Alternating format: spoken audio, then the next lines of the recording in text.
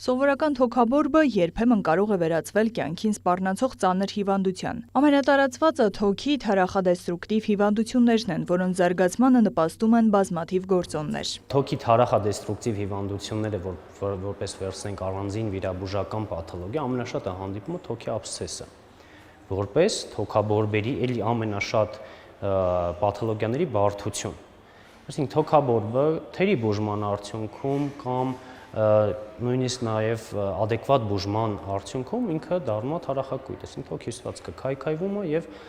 տեղը ձևավորվում է թարախով լցված պարկ թոքի ներսում։ Մասնագետը կարևորում է բուժառուների պատասխանատվությունը, ընդգծելով, որ անհրաժեշտ է խստորեն հետևել բժշկի ցուցումներին եւ լիարժեք անցնել նշանակված բուժման կուրսը։ Եվ ծխելու ֆակտորը, եւ արտաքին միջավայրի աղտոտվածությունը, եւ օդի աղտոտվածությունը, եւ սննդակարգը, եւ ստրեսային գործոնը հիմա շատ կարևոր տեղ են զբաղեցնում հենց կոնկրետ թոքային հիվանդությունների պարագայում, ծխելը առանձնահատուկ։ Մենք օրինակ ունենք առանձնացված թոքի քաղցկեղի տարբերակ, առանձին թոքի քաղցկեղ, որը որ անմիջական կապը, անմիջական պատճառը հենց ծխելն է։ Դա արդեն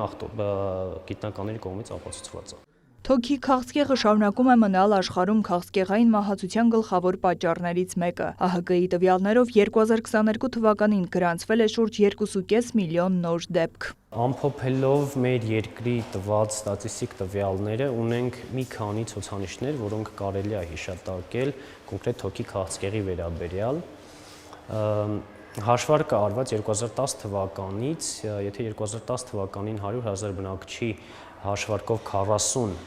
բուժառու ախտորոշվել էր թոքի քաղցկեղ կամ շնչուղիների քաղցկեղ,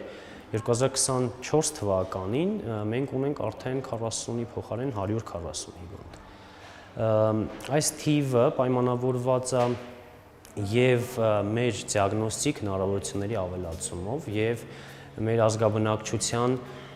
բուժկենտրոններ կամ բժիշկներին դիմելու հաճախությամբ։ Վիճակագրության համաձայն թոքի քաղցկեղ ունեցողների ավելի քան 82%-ը տղամարդ է։ Նրանցից գրեթե 60%-ի մոտ հիվանդությունը ախտորոշվում է ուշ փուլերում։ Ռիսկային խմբում 65 եւ բարձր տարիքի անձինք են։ Ամենաառաջինը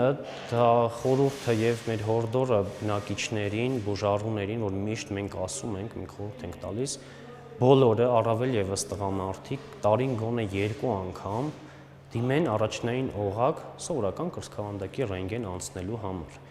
որովհետև 2-6 ամսվա ինտերվալով, եթե ինչ-որ փոփոխություն էլ մենք ունենանք, գոնե ռենտգենաբանորեն մենք դա կարող ենք ֆիքսելու, հիվանդը ավելի շուտ կսկսի հետազոտվել, ավելի շուտ կհասնի իր բժշկի մոտ եւ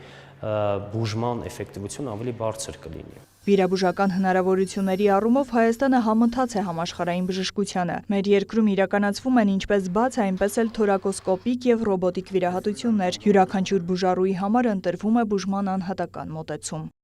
Նարայ Ոսկանյան, Հովհաննես Քյուրքչյան, Լուրեր։